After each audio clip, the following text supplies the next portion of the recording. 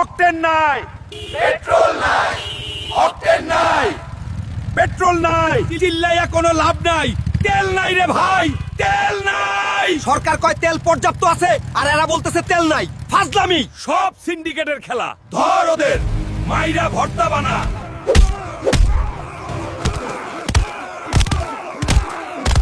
Breaking news, আজ রাজধানীর এক পেট্রোল পাম্পে তেল না থাকায় ক্ষুব্ধ বাইকারদের হাতে চরম গণধোলাইয়ের শিকার হয়েছেন পাম্পের কর্মীরা। এইটা কি দেখলাম ভাই, তেলের জন্য এত মারামারি?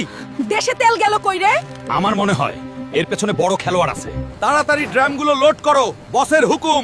মনে রাখিস, বস কিন্তু সব দেখতেছে, একটা ভুল মানে শেষ সুযোগ।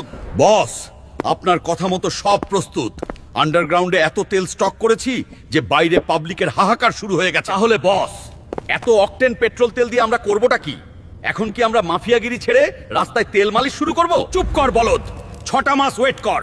এই এক ফোঁটা তেলের দাম হবে সোনার সমান, আর এই তেল বেচেই আমরা হব মাফিয়া জগতের গডফাদার। কিন্তু বস, পুলিশ যদি আমাদের আন্ডারগ্রাউন্ডে এই তেলের খনির খোঁজ পেয়ে যায়? সেই জন্যই তোদের এখনো জ্যান্ত বাঁচিয়ে রাখছি।